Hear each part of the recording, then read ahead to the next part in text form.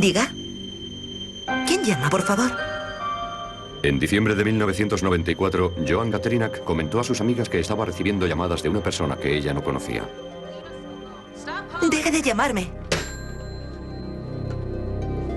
3 días después, Joan Katrinak y su hijo de 4 meses, Alex, desaparecieron sin dejar ni rastro.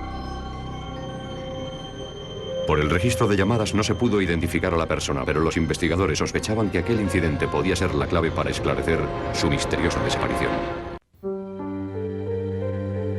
Joan Katrinak era una mujer joven y atractiva, una buena estudiante y excelente deportista a quien le esperaba una prometedora carrera en el mundo de la moda y la belleza.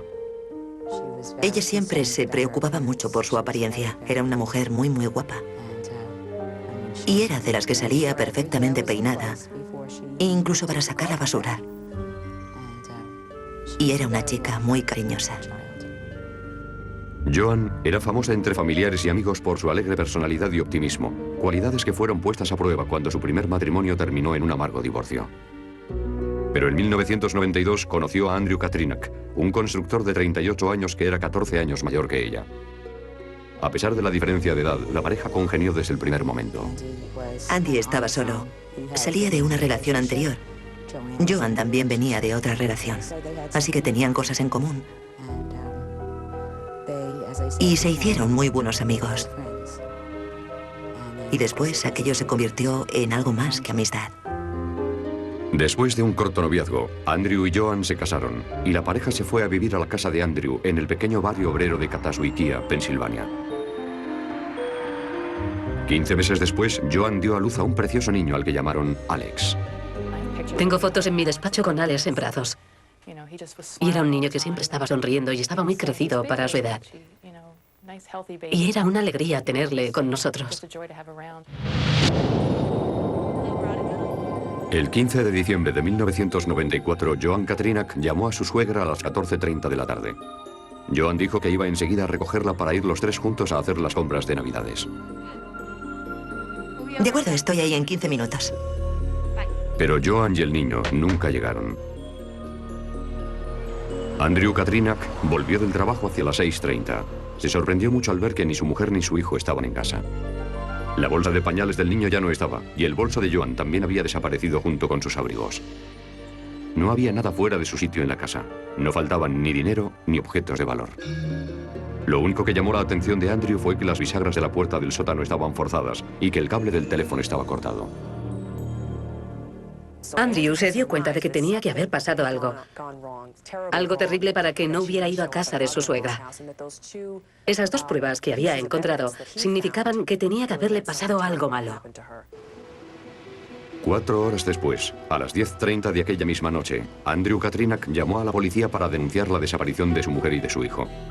Sus familiares encontraron el coche de Joan en el parking de un bar cercano, no en el lugar donde solía aparcarlo, en un callejón detrás de su casa. Aunque estaba cerrado, las llaves de Joan estaban dentro del coche. Los pedales estaban cubiertos de barro, que se recogió para hacer un análisis geológico. También buscamos en los guardabarros y tomamos muestras del barro que había en las ruedas por si coincidía con el de algún lugar específico. Porque se suponía que el coche debía estar detrás de la casa y de repente apareció en un aparcamiento cercano. Y como había estado desaparecido durante varias horas, según nos dijo el señor Katrinak, debíamos intentar buscar cualquier cosa que pudiera relacionar al coche con un lugar concreto. En el reposacabezas se encontraron varios cabellos largos, rubios, que no podían pertenecer a Joan porque ella era morena. En la punta de los cabellos se encontró sangre seca que fue analizada.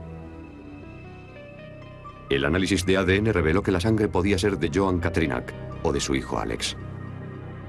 Los investigadores también empezaron a comprobar la coartada de Andrew, que decía haber estado todo el día trabajando en las obras.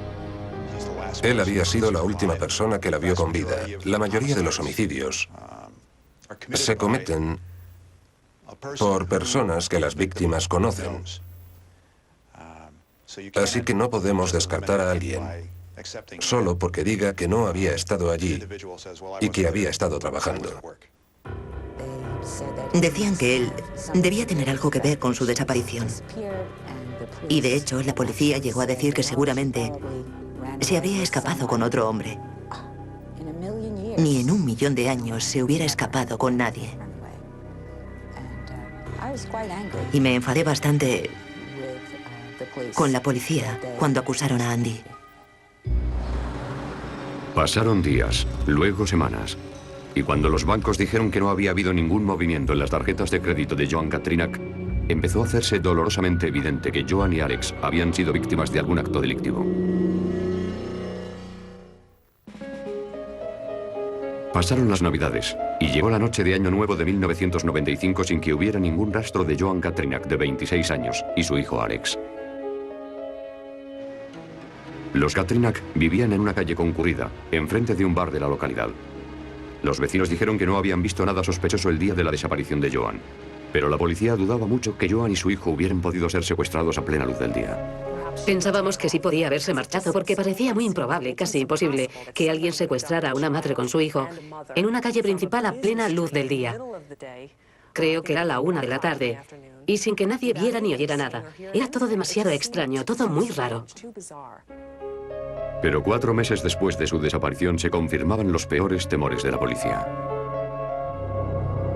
En unos campos de cultivo apartados, un granjero observó lo que parecía ser un bulto de ropa. Cuando se acercó para ver lo que era, descubrió el cuerpo en descomposición de una mujer boca arriba.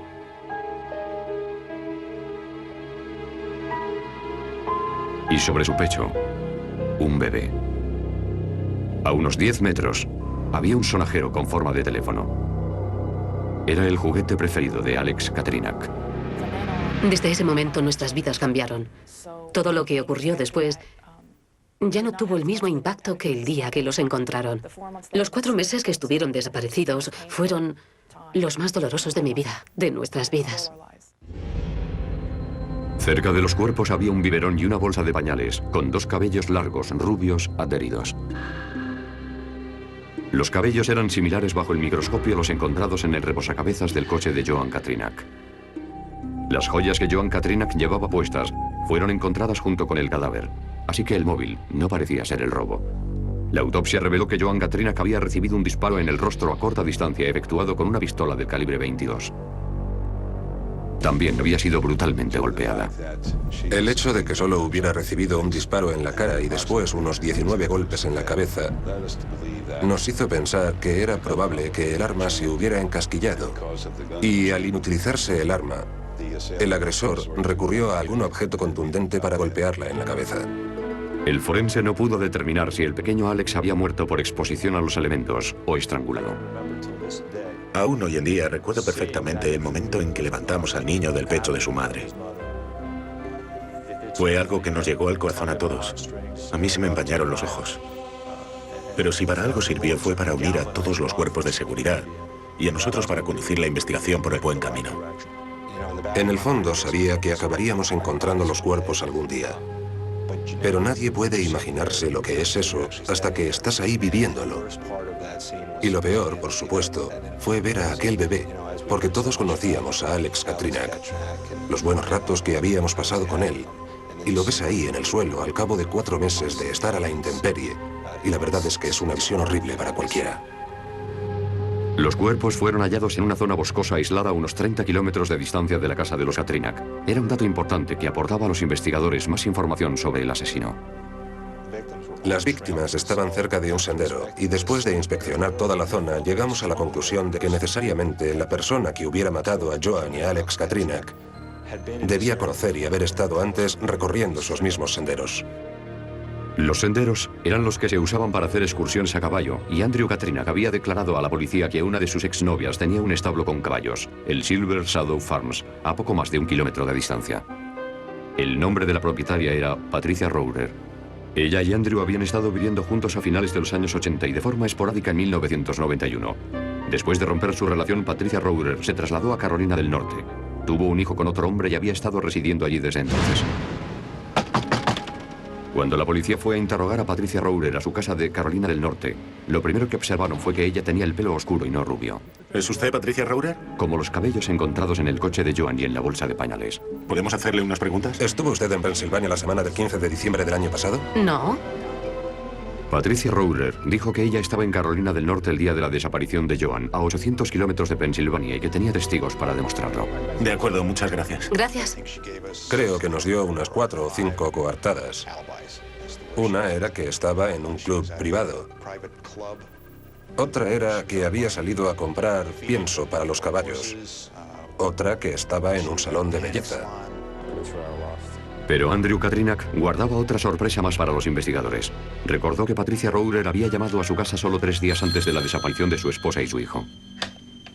Diga. Joan contestó al teléfono y cuando la persona que llamaba se identificó como Patricia Roure, empezó a entablarse una fuerte discusión. Por favor, Andy ya te ha dicho que dejes de molestarnos. Ahora vivimos juntos y tenemos un hijo y somos felices. Déjanos en paz y deja de llamar. Patricia Roure negó haber hecho esa llamada y el registro de las llamadas de casa así confirmó su historia.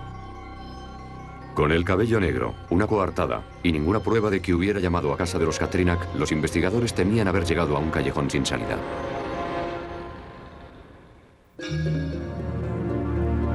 Los investigadores querían averiguar con la mayor precisión posible cuándo habían sido asesinados Joan y Alex Katrinak.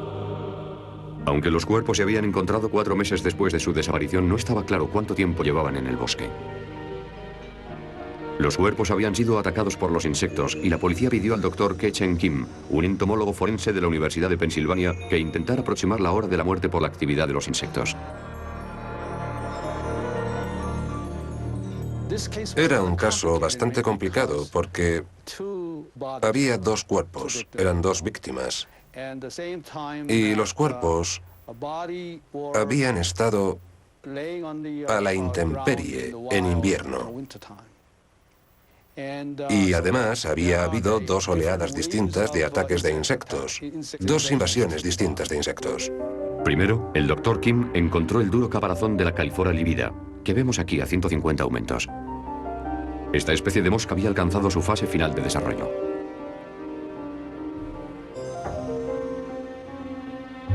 El doctor Kim también encontró otra especie, la Cynomyopsis cadaverina, que estaba comenzando su tercera y última fase de desarrollo.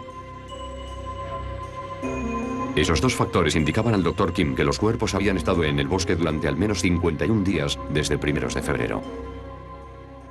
Y cuando el doctor Kim estudió las condiciones climatológicas locales, encontró otro dato importante. Entre el 21 y el 28 de diciembre, la temperatura había sido bastante alta para la estación, alcanzando los 10 grados. Las condiciones idóneas para que las 2 especies se aparearan y pusieran huevos. Ahora los investigadores sabían que los cuerpos no habían sido dejados en el bosque recientemente, sino que llevaban allí desde febrero y posiblemente incluso desde diciembre, cuando se produjo el secuestro. El registro de llamadas de Patricia Roure reveló que hizo llamadas a larga distancia desde su casa casi todos los días. Pero no había ninguna llamada hecha entre el 11 y el 16 de diciembre, lo que sugería que no estaba en Carolina del Norte cuando Joan Katrinak y su hijo fueron secuestrados. Patricia dijo que estaba en el Cowboys Night Club, en Carolina del Norte, la noche del secuestro. Las leyes estatales obligan a que todos los clientes del club firmen al entrar, pero Patricia Roure no había firmado en aquella fecha.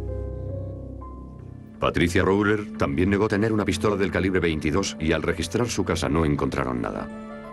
Pero uno de sus exnovios contradecía esa versión. Dijo a la policía que Patricia Roure tenía una pistola cromada semiautomática del calibre 22 como esta. Y decía que la pistola tenía una característica muy particular. Lo que ocurría con la pistola, según nos dijo, es que al hacer un disparo se encasquillaba y ya no se podía hacer un segundo disparo. Y eso llamó nuestra atención, por supuesto. Pero la policía seguía teniendo el problema del cabello rubio encontrado en el escenario y en el coche de la víctima, porque Patricia era morena. Leyó la orden de arresto y vio que buscábamos a alguien con el pelo rubio. Y sabiendo que ella era morena, decía, ¿y quién tiene el pelo rubio? Yo no. Estábamos un día en la oficina y todos pensábamos cómo podíamos averiguar de qué color tenía el pelo Patricia en el momento del crimen. Y decidimos que la única forma era encontrar alguna foto de Patricia tomada en las mismas fechas del crimen. Tras algunas pesquisas, la policía descubrió que Patricia Roure había participado en un rodeo en Guthrie, Oklahoma, en diciembre de 1994 y había ganado un premio en la competición. En las fotos de los ganadores de aquel día, aparecía Patricia Roure con una melena larga y rubia. La foto se había tomado solo 11 días antes de que Joan y Alex Katrinak desaparecieran. Pero la fiscalía necesitaba algo más que una simple fotografía. Necesitaban saber a ciencia cierta si el cabello rubio del escenario del crimen era de Patricia Roure.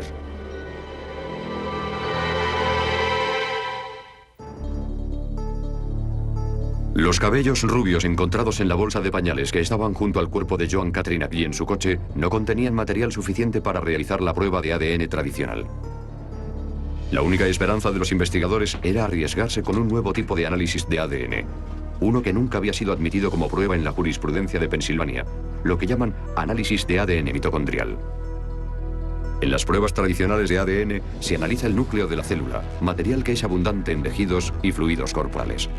Pero fuera del núcleo de la célula se encuentran las mitocondrias que pueden identificarse, aunque no con la misma precisión de la prueba de ADN tradicional. La mayoría de los cabellos que se encuentran en los escenarios del crimen contienen cantidades muy pequeñas de ADN. Sin embargo, los cabellos tienen más ADN mitocondrial, más copias de ADN mitocondrial que ADN nuclear. Y por lo tanto, en la mayoría de estos casos es más factible analizar el ADN mitocondrial de los cabellos en lugar de intentar hacer la prueba de ADN nuclear a la que estamos acostumbrados. Primero, los científicos lavaron el cabello con detergente y luego añadieron un buffer de digestión para eliminar todo excepto las células que iban a analizarse. En esta sustancia gelatinosa se encontraba el ADN de un asesino. Para identificar la secuencia de ADN se realizó la prueba PCR. El ADN mitocondrial del cabello rubio coincidió con el perfil de ADN de Patricia Rohrer. Eso fue suficiente para convencer a los fiscales de que Patricia Rohrer había estado en el escenario del crimen y en el coche de Joan Katrinak. Patricia Rohrer fue detenida y acusada de 2 cargos de homicidio en primer grado. Según la fiscalía, Patricia Rohrer estaba en Pensilvania y no en Carolina del Norte cuando llamó a Andrew Katrinak. Diga. Sí, ¿quién llama? Pero cuando Joan cogió el teléfono, pronto se desvanecieron las esperanzas de Patricia de encontrarse con Andrew. Ahora tenemos un hijo y somos felices juntos. Déjanos en paz. Y deja de llamar. Oiga. Oiga. Los fiscales pensaban que cuando Joan colgó, se puso furiosa y decidió vengarse. Durante los 3 días siguientes, Rohrer estuvo acechando la casa de Katrinak para tomar nota de los pasos que daba a diario Joan.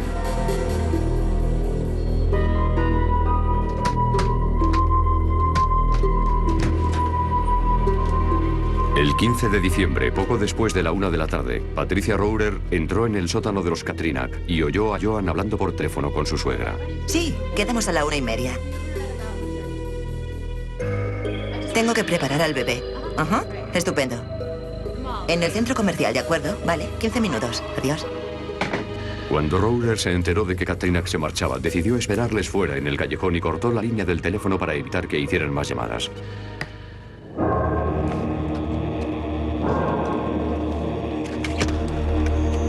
Haz lo que te diga y no hagas ruido. A punta de pistola, Patricia Rohrer obligó a Joan a subir al coche y le ordenó que condujera a una granja aislada. Una zona que Rohrer conocía bien de cuando había estado montando a caballo.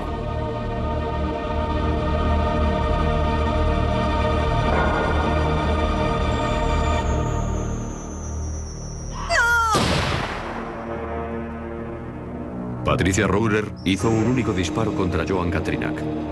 Y cuando se encasquilló el arma, la remató a golpes. Dejó al bebé sobre el pecho de su madre.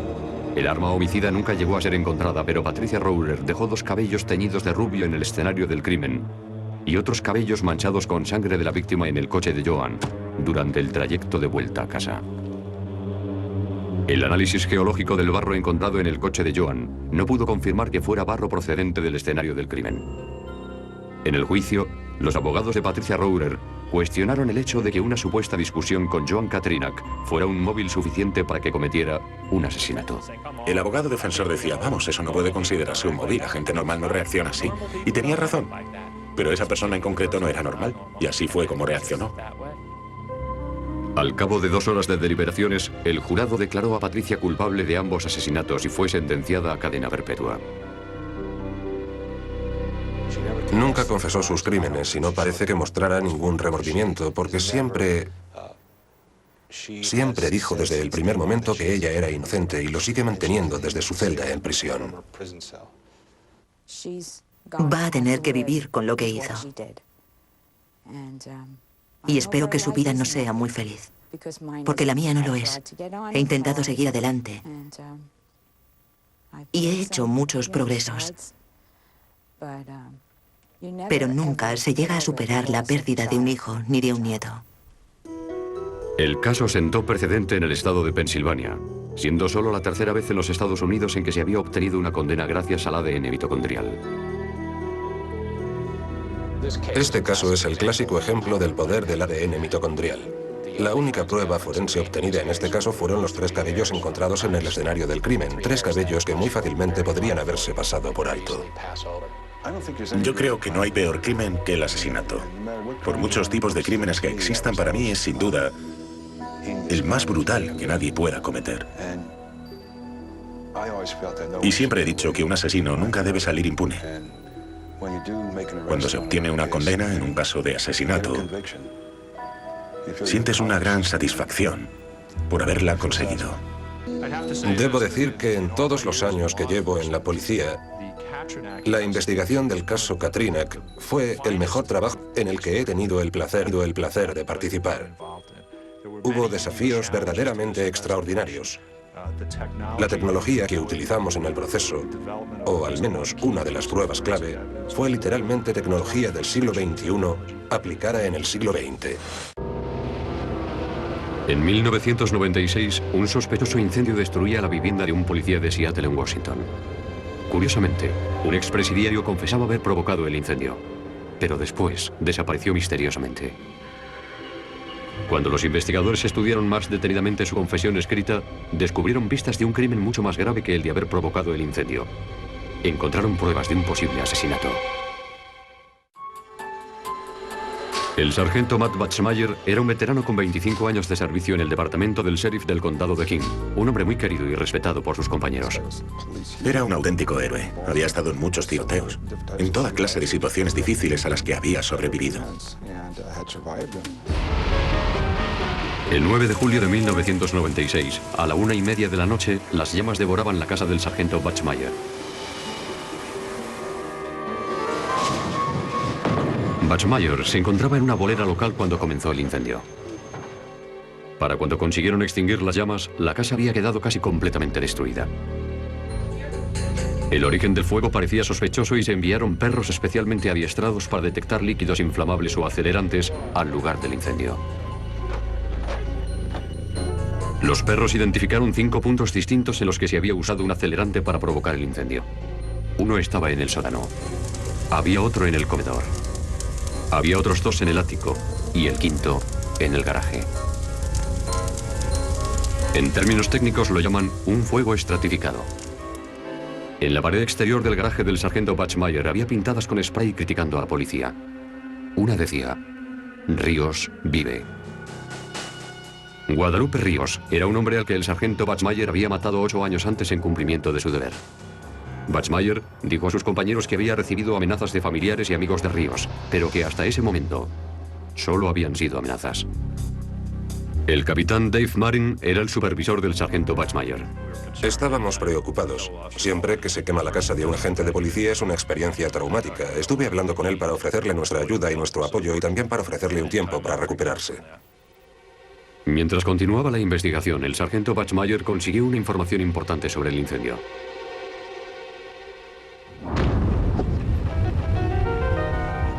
Ocurrió cuando recibió una llamada por una pelea entre vecinos. ¿Hay alguien herido? Sí. ¿Están ustedes bien? Sí, estamos bien. ¿Puede alguien decirme lo que ha pasado? Uno de los participantes en la pelea era Brad Wren, que tenía problemas mentales y había tenido varios encuentros anteriores con la justicia. ¿Qué ha pasado? Pues que hace 2 semanas le dispararon en la pierna y ahora se ha metido en una pelea con su hermano, con el hermano de su compañero de viso. ¿Están bien? ¿Tienes bien la pierna? Me duele mucho, pero creo que estoy bien. Bueno, vamos a la comisaría y te tomaré la declaración allí. Está bien. El sargento Batchmayer le pidió a Wren que le acompañara a la comisaría de policía para tomarle declaración.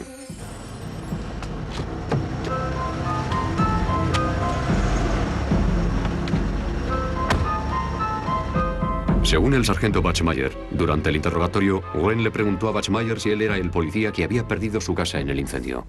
¿Es usted al que le han quemado la casa? Sí, ¿por qué? Cuando Batchmayer contestó que sí, Wren supuestamente le dijo a Batchmayer que él sabía quién había sido el culpable. Es un traficante que conocía en un bar, Pepe Hernández.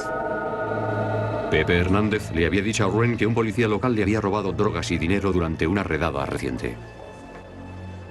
El otro día me paró un policía, tío. ¿Sí? Me quitó la droga y todo el dinero que llevaba. ¿Y qué vas a hacer? Sé dónde vive y voy a ir a recuperar lo que es mío.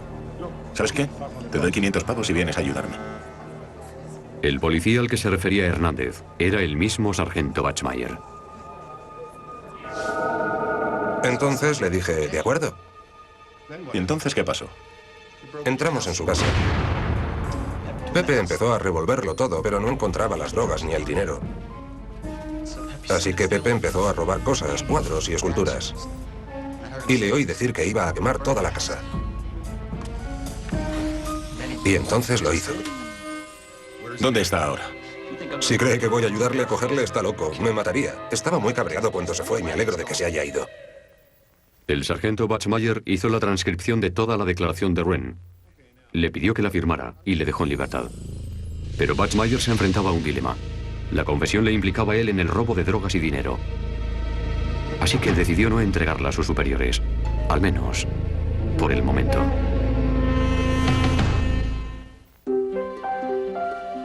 Brad Wren, el hombre que supuestamente había confesado haber tomado parte en el incendio de la casa del sargento Matt Batchmayer, tenía antecedentes por problemas mentales. Todo había empezado cuando Brad estaba en las fuerzas aéreas. Había sufrido un grave accidente de moto y había conseguido salvar la vida milagrosamente. Sufrió graves lesiones cerebrales. No sabían, él estaba en coma, y no sabían qué decirnos ni nada hasta que saliera del coma. Con el tiempo, Wren se recuperó, pero ya nunca fue el mismo después del accidente. Su personalidad había cambiado, se había vuelto más agresivo y por primera vez en su vida empezó a tener problemas con la justicia. Poco después del accidente fue condenado por una agresión sexual y pasó 3 meses en prisión. Más recientemente, Wren había tenido una violenta discusión con su compañero de piso, Emmett Marcel, que le disparó en una pierna astillándole la tibia. Su compañero también tenía problemas mentales. Y si no tomaba su medicación, se volvía un poco loco. Y creo que llevaba un tiempo sin tomar la medicación, y él y Brad empezaron a pelearse. Estaban arreglándole el techo, o las paredes, o algo a un amigo. Y Brad golpeó a Emmett en un dedo con el martillo. Y Emmett dijo que le había disparado por eso. Sin conocer la supuesta declaración de Brad Wren, la investigadora de incendios Becky Gibbs fue asignada a la investigación del incendio en casa del sargento Batchmayer. Encontró pruebas que no se correspondían con un incendio provocado por venganza. Lo normal es que si alguien va a incendiar algo por venganza, no se tome muchas molestias para hacerlo. Pero en este caso, sí se habían tomado su tiempo. Los restos del incendio se analizaron empleando cromatografía de gases y encontraron trazas de gasolina en los restos. También encontraron pruebas de que se habían usado bengalas para encender la gasolina. Es lo que podríamos considerar un dispositivo de retardo. Se enciende la bengala y el fuego no empieza inmediatamente. Pero cuando la bengala llega al bidón de gasolina, el bidón se derrite. Y entonces es cuando empieza el fuego. En la mayoría de los fuegos que se provocan por venganza, no se utilizan dispositivos de retardo. Las bengalas le habrían dado al sargento Batchmayer tiempo suficiente para ir a la bolera y contar con una coartada antes de que los bidones de gasolina explotaran. Los investigadores también sospechaban por qué los objetos de arte de Batchmayer, su colección de porcelana y sus trofeos de bolos habían aparecido intactos en el cobertizo de la casa después del incendio. El sargento Batchmayer se convirtió en el principal sospechoso. Negó vehementemente cualquier implicación, pero cuando le pidieron que se sometiera a la prueba del detector de mentiras, no quiso aceptar. Al verse sometido a una estrecha vigilancia, el sargento Batchmayer se vio obligado a presentar la supuesta declaración de Brad Wren, aunque implicara a Batchmayer en el robo sufrido por un conocido traficante de drogas. Cuando la policía intentó interrogar a Brad para corroborar la confesión, descubrieron que había desaparecido. Ya no estaba ni su ropa ni sus zapatos, nada. No quedaba nada en la casa. El compañero de piso de Wren, Emmett Marcel, que había disparado a Wren en la pierna solo unas semanas antes, dijo no saber nada sobre la desaparición del muchacho. Yo sabía que Wren estaba muerto. Lo sabía. No sé cómo lo sabía, pero sabía que mi hijo había muerto. Nos habría dicho algo. Él no habría dejado a sus perros sin nadie que los cuidara. Él nunca los habría dejado así. El detective Denny Gula le preguntó a Matt Batchmayer si él sabía algo sobre la desaparición de Wren, ya que Batchmayer había sido la última persona en ver con vida a Wren. Empezó a reírse y dijo, bueno, si le encontráis muerto con mi tarjeta de visita clavada en la frente, entonces ya sabéis a quién buscar. Y seguía riéndose y tomándoselo a broma, pero tuve que apuntar lo que había dicho porque me pareció muy extraño. La policía no encontraba ningún historial delictivo con el nombre de Pepe Hernández, y los inspectores decían que Batchmayer condujo el interrogatorio de una forma inadecuada. Cuando se toma declaración por un delito grave, un delito del que uno mismo es sospechoso, como lo era el sargento Batchmayer, y en el mejor de los casos, eres una de las víctimas, es muy extraño que un sargento de policía con experiencia, 25 años de experiencia, tome la declaración solo al sospechoso. Y que le ponga en libertad inmediatamente después es algo muy extraño también.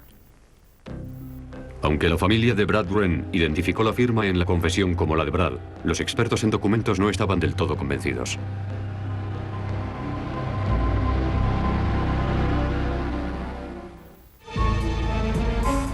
En Seattle, Washington, la policía llevaba dos investigaciones al mismo tiempo.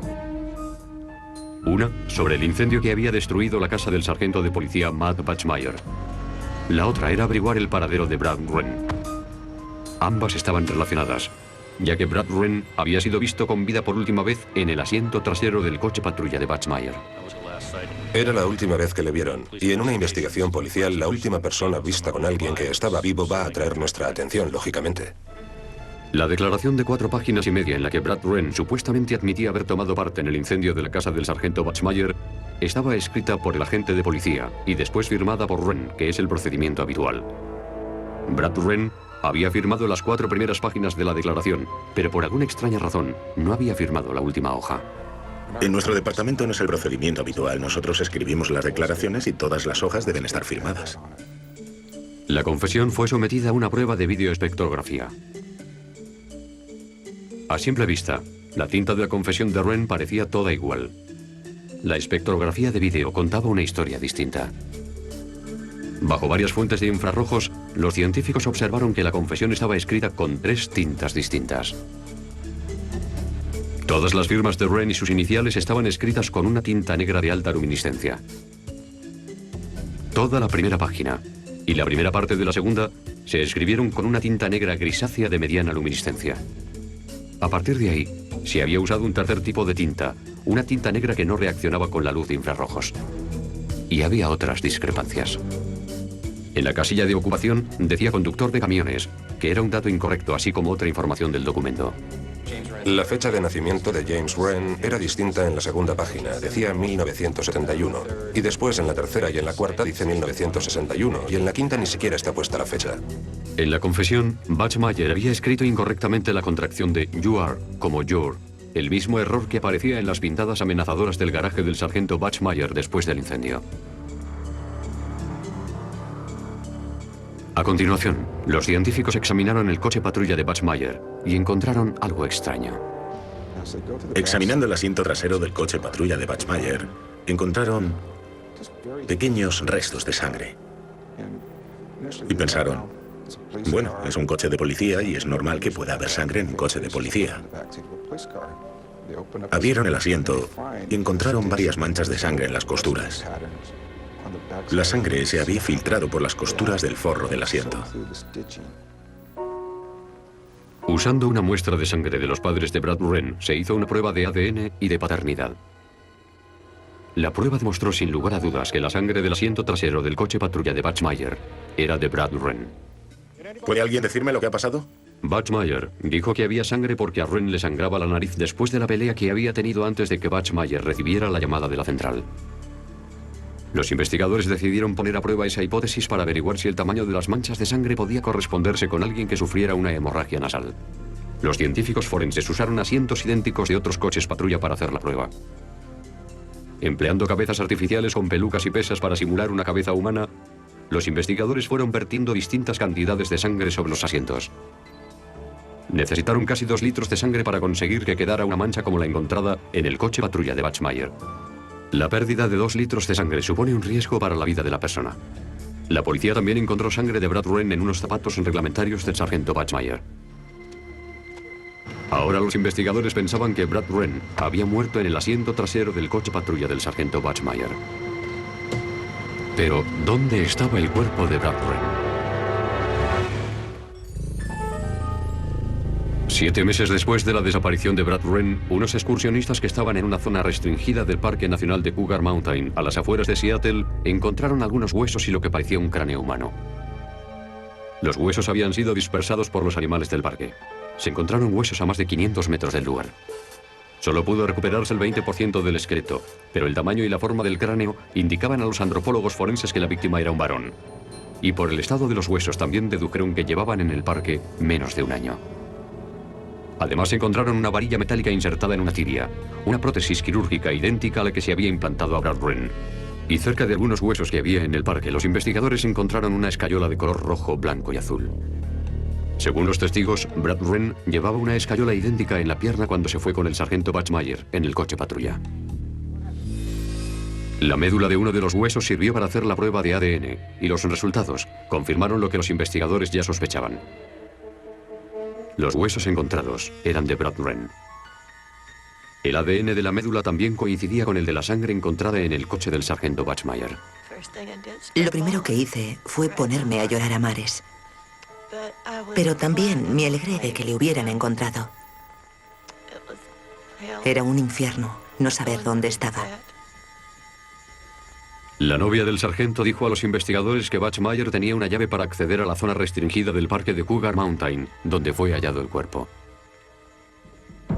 Lo único que les faltaba a los investigadores por averiguar era el móvil.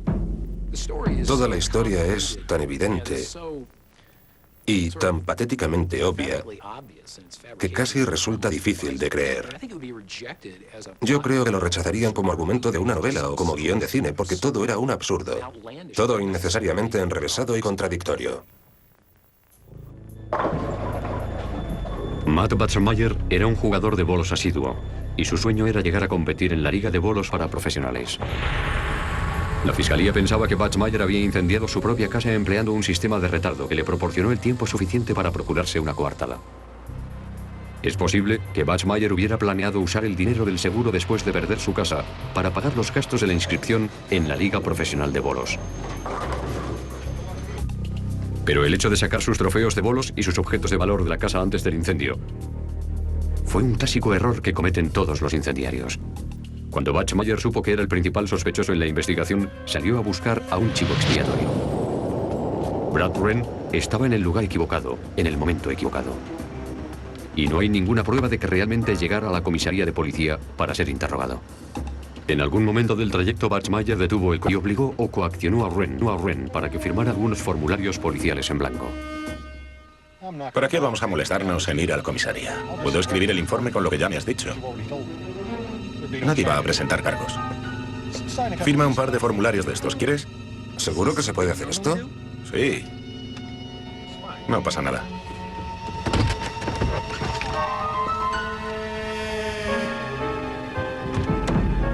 Oye, hazme un favor. No sé si la declaración va a ser demasiado larga. ¿Puedes firmar un par de hojas más por si acaso? Sí, claro. Entonces, Batchmayer le asesinó. La sangre de Wren fue filtrándose por las costuras del asiento trasero del coche, mientras Batchmayer hacía el trayecto de 30 minutos hasta el parque de Cougar Mountain para deshacerse del cadáver. Poco tiempo después, Batchmayer redactó la confesión que los expertos forenses demostrarían era falsa. Yo nunca había odiado tanto a nadie en toda mi vida. Hubo un par de veces que quise ir directamente a por él. Me daban ganas de descuartizarlo. Estaba furiosa con ese hombre. Yo creo que de hombre no tenía nada. Yo creo que debía tener algún problema mental o algo, no lo sé. No puedo entender cómo un agente de policía con 25 años de servicio puede hacer algo así sin tener alguna clase de problema. ¿Qué es lo que iba a ganar con eso? No lo entiendo. Empezó a inventarse historias. Las cosas que decía eran contradictorias y enrevesadas. Y todas resultaban inverosímiles. Y como digo, contradictorias. Y yo creo que se sentía desesperado.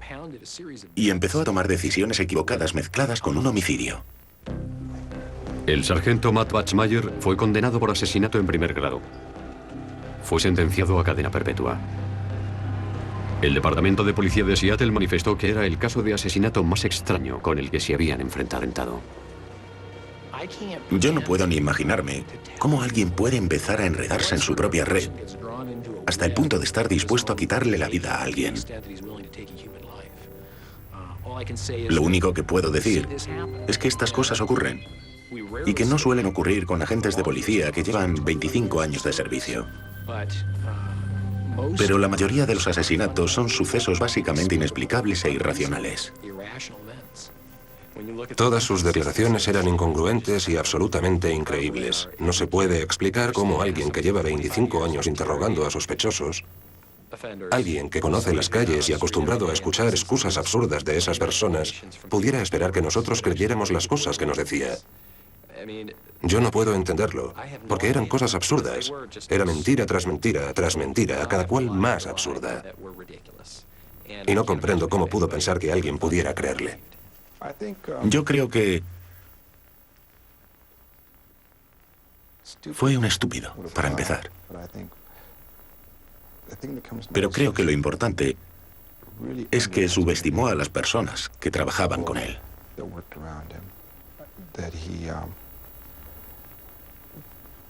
Y que pensó que él era más inteligente que los demás, más listo que los demás, y podía engañarnos a todos. Uno de nuestros compañeros decía que deberían escribir un libro sobre el caso. Y alguien dijo que nadie iba a escribir un libro sobre esto porque la historia no tenía ninguna credibilidad. Pero sí es interesante. Y creo que el caso seguirá atormentando a nuestro departamento durante bastante tiempo, por desgracia. No creo que a los presos les guste estar con un policía. Y a lo mejor entonces se hace justicia. Y le dije el día que le condenaron que fuera donde fuera y estuviera donde estuviera, tarde o temprano alguien se enteraría de que era policía y que entonces sí se haría justicia. A continuación, un promotor inmobiliario teme por su vida. Alguien quería matar a ese tipo. Tenía miedo de él, temía por su vida. Una tarde de primavera, sus peores miedos se hicieron realidad. Mi marido está muerto. Una búsqueda informática saca a la luz oscuros secretos. Alguien había investigado sobre la muerte. Pero finalmente fue una pista con 20 años de antigüedad la que ayudó a desentramar el caso. ¿En serio? ¿Habéis encontrado una bala que se disparó en 1989? Al oeste de Colorado, un promotor inmobiliario de éxito, Alan Helmick, y su mujer Miriam, estaban pasando una mala racha. Profesionalmente, los negocios inmobiliarios de Alan ya no eran lo que habían sido. A nivel personal, recientemente alguien había intentado quitarle la vida a Alan. Alan estaba esperando a Miriam y se dio cuenta de que salía humo de la zona trasera de su coche. Estaba en medio de un aparcamiento a plena luz del día. Al parecer, alguien había colocado una mesa encendida en el tanque de la gasolina. Por suerte, Alan vio el humo y salió a tiempo. Por alguna razón, las condiciones no eran propicias para que explotara y el coche no explotó. Desgraciadamente, en el aparcamiento no había cámaras de vigilancia, así que era imposible saber quién había sido. ¿Conoce a alguien que tenga problemas con usted? Hay dos personas que han tenido problemas conmigo. De acuerdo, ¿quiénes? Dos trabajadores de una entidad, de un banco estatal, el presidente y el vicepresidente. Me intentaban acusar de haber pedido un préstamo ilegal. Me lo dieron ellos. Yo tenía la sensación, y creo que los investigadores también, de que iba a ser un caso interminable. ¿Le salió mal un negocio? Había unas ventas de unas propiedades a varias personas. Puede que una de esas personas se enfadara y la tomara con Alan de esa forma, porque había perdido dinero. 6 semanas después, Alan no fue a una comida que tenía con su mujer. Cuando Miriam llegó a casa, le encontró en el suelo de su oficina. Mi marido está muerto. ¿Cuál es el problema? Dígame exactamente lo que ha pasado. Está en el suelo. Parece que han venido a robar. Cuando la policía y el personal de la ambulancia llegó, dictaminaron que Alan había muerto en el lugar de los hechos. Había recibido un disparo en la cabeza por detrás. Había un cartucho del calibre 25 proveniente de una pistola al lado del cadáver. Descartamos inmediatamente el suicidio, porque no había armas en el lugar donde estaba la herida. El suicidio no era factible. El yerno de Alan se enteró del asesinato cuando llegó allí.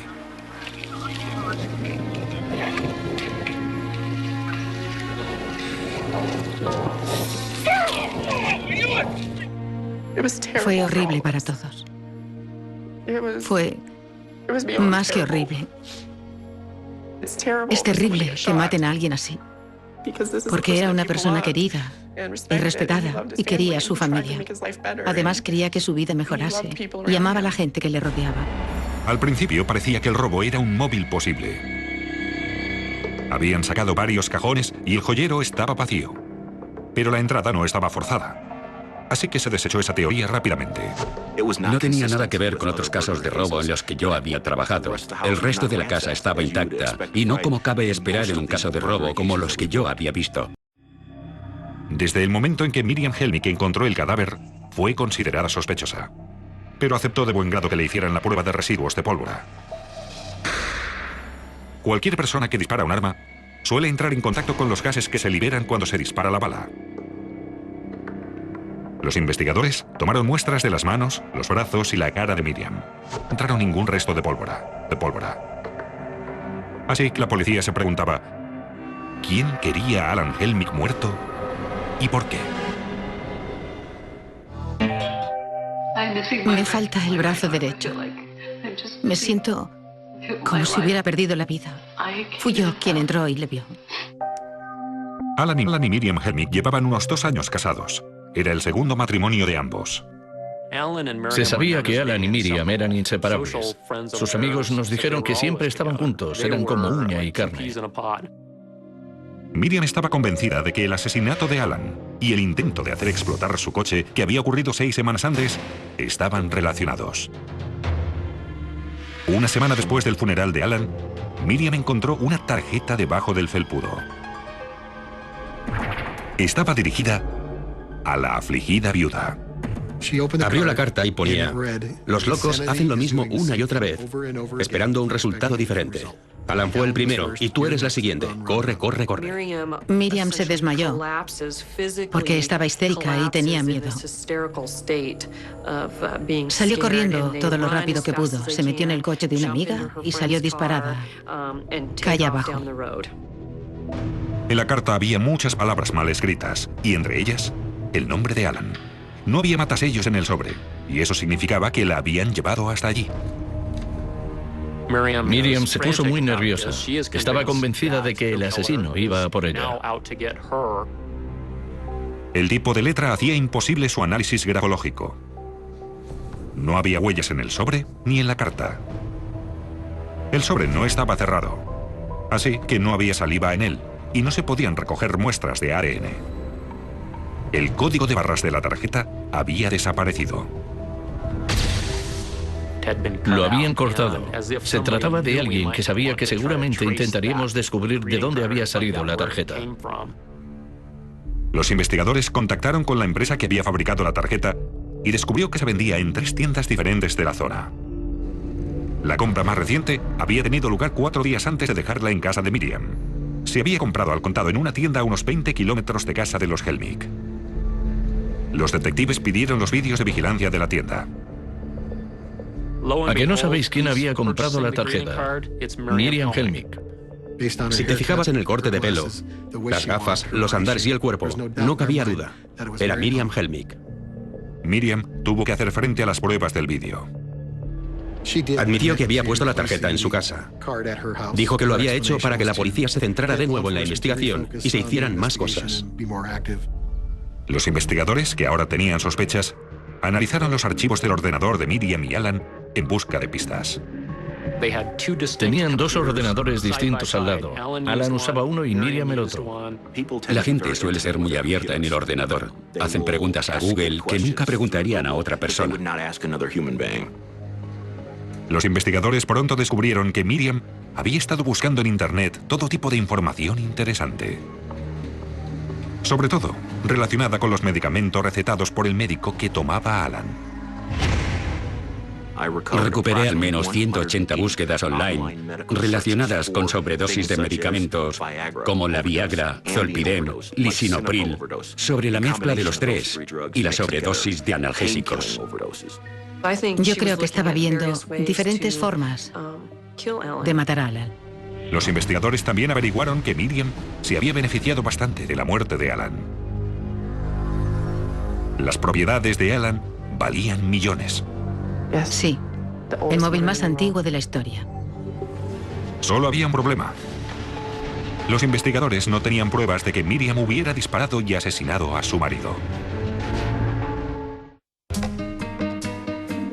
Los investigadores ahora pensaban que Alan Helmick había sido asesinado, no por un socio enfadado, sino por su segunda mujer, Miriam. Cuando la policía investigó sobre su pasado, descubrió algo sospechoso. 6 años antes, el primer marido de Miriam, Jack Giles, se suicidó de un disparo mientras estaba durmiendo junto a ella. Siempre que veas que una mujer es viuda de más de un marido que ha muerto por un disparo en la cabeza, tienes que sospechar. Los investigadores de Colorado pronto descubrieron algo extraño de aquel suicidio. El primer policía que llegó al lugar de los hechos fue el hermanastro de Miriam, que además estableció que se trataba de un suicidio. A pesar de esto, Jack Giles, al parecer, se había suicidado con la mano derecha. Jack no podía hacer nada con la mano derecha, era totalmente zurdo. Pero había elegido suicidarse con la mano mala, la derecha. Para nosotros eso no tenía sentido. Además, la explicación de Miriam de por qué Jack se había suicidado era muy rara. Dijo que estaba muy deprimido por su hija Amy, que supuestamente se había intoxicado con pastillas. Pero cada vez que me contaba la historia, la cambiaba. Unas veces era sobredosis y otras se trataba de una enfermedad física. Según los informes rescatados, Miriam era la beneficiaria de los $100.000 del seguro de vida de Jack Giles. Al parecer, recibió dinero del seguro y empezó a vivir la vida al poco tiempo. Mientras estaban intentando resolver el asesinato del segundo marido de Miriam, Alan Helmick, los investigadores descubrieron una serie de cheques que hacían un total de $40.000 para Miriam. Los cheques estaban firmados por Alan, pero ahora la policía no lo tenía tan claro. Creemos que había más cheques que probablemente ella había falsificado, pero intentamos limitarnos a los que mejor servían de prueba. Los analistas de documentos determinaron que 10 de los cheques eran falsos, pero era imposible demostrar si Miriam era la falsificadora. La policía ahora pensaba que el intento de explotar el coche de Alan había sido perpetrado por Miriam. Aunque ella estaba convenientemente lejos del coche, dentro de la tienda, cuando Alan encontró la mecha encendida saliendo del tanque de la gasolina. A los investigadores les recordaba la escena del coche explotando de la famosa película No es país para viejos. El malo de esa película explota un coche utilizando una mecha casera. Y nos preguntábamos si Alan y Miriam la habían visto. Analizamos las facturas de la televisión por cable y, como no, habían alquilado la película 4 días antes del intento de incendio del coche en Delta, Colorado. La policía tenía abundantes pruebas circunstanciales. Las imágenes del vídeo de vigilancia de la tienda, los cheques falsos, el intento de hacer explotar el coche y el historial del ordenador. Había muchas cosas, y si te fijabas en todo en general, estaba muy claro lo que había pasado. Lo único que no tenían era el arma del crimen. Una pistola del calibre 25. La hija de Alan dijo a la policía que su padre tenía un arma del 25 que era un recuerdo de familia. Mi hermana pequeña, Christy, recordaba haber visto la pistola que se había utilizado en el asesinato en el cajón de la cómoda de mi padre cuando estaba guardando la ropa limpia. Aquella pistola no estaba dentro de la casa. Eso habría señalado directamente a Miriam Helmig, la persona que tenía fácil acceso al arma. Era el cuento de nunca acabar. Cada vez que pensabas que sabías lo que había pasado, aparecía algo nuevo sobre ella. Los investigadores descubrieron algo más. 20 años antes, aquella misma pistola había sido disparada en una pelea doméstica entre los abuelos de Wendy. Un día, mi abuelo se volvió un poco loco e intentó disparar a mi abuela en el jardín delantero. Un vecino vio lo que estaba pasando e intervino. Saltó encima de mi abuelo. El arma se disparó y la bala acabó en el césped. Esa es la historia de la pistola. El vecino que intervino en el incidente del arma hacía 20 años todavía estaba vivo y se acordaba muy bien de todo lo que pasó. El hombre dijo a la policía dónde pensaba que había caído la bala en el césped. Con muy poca esperanza de encontrarla, los analistas forenses buscaron la bala que llevaba enterrada al menos 20 años. Fuimos allí con detectores de metal y tras un tiempo conseguimos localizar la bala. ¿En serio? ¿Habéis encontrado una bala que se disparó en 1989? Increíble. Estas cosas no suelen pasar. ¿Podría la bala de 1989 relacionar a Miriam con el arma que había matado a su marido?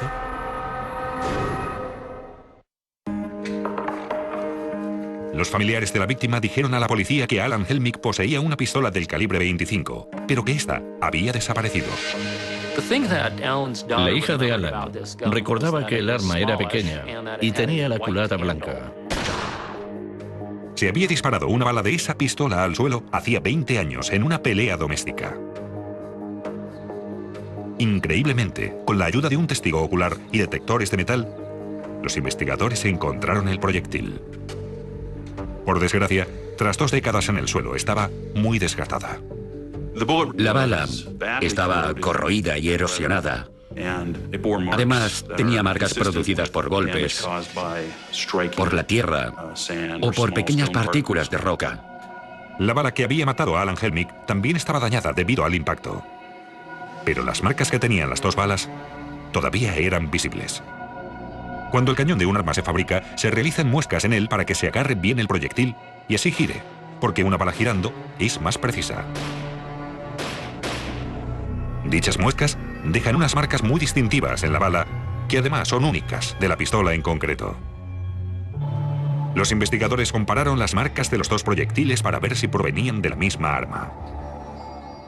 Pude determinar que la bala recogida en el jardín tenía en común con la bala de la víctima muchas marcas y muescas y el ancho. También pude demostrar que el proyectil disparado en el jardín se había lanzado con la mano derecha. El resultado fue que las 2 balas podían haberse disparado con la misma pistola. Las pruebas balísticas junto con las circunstanciales eran más que suficiente para acusar a Miriam Helmig de asesinato. Los abogados de la acusación creen que Miriam robaba sistemáticamente dinero de las cuentas de los negocios de Alan y que en algún punto Alan se dio cuenta. Pensando que su relación se acabaría pronto, los abogados creen que Miriam intentó matarle con una sobredosis de los medicamentos que le recetaba el médico.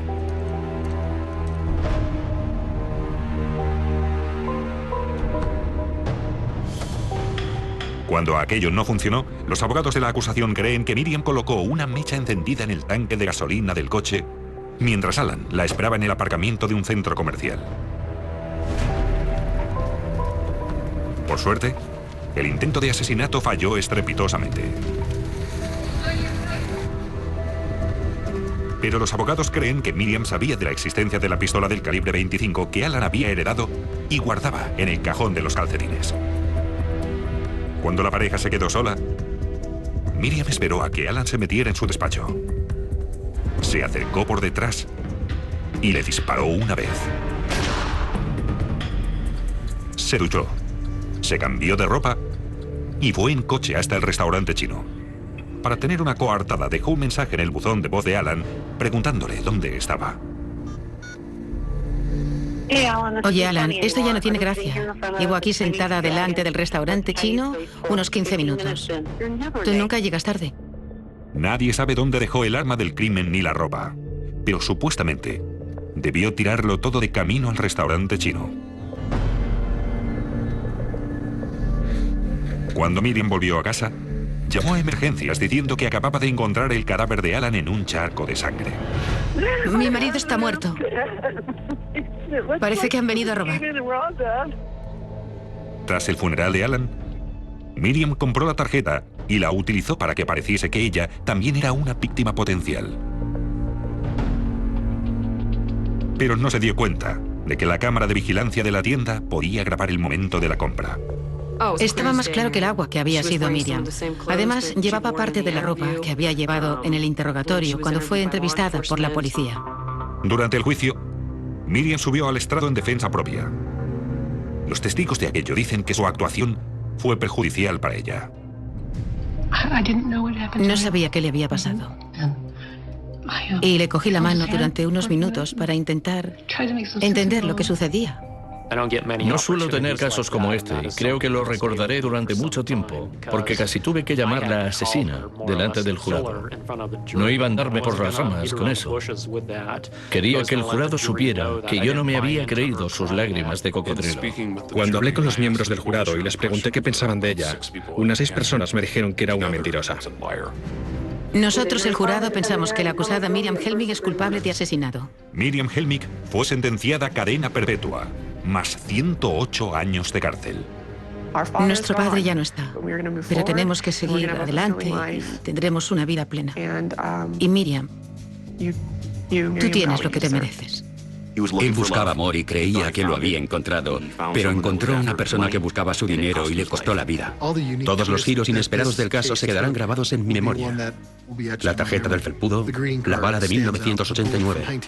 Había pocas probabilidades de encontrar la bala que nos permitiera demostrar que pertenecía al arma que no encontrábamos. El trabajo que se hizo fue increíble.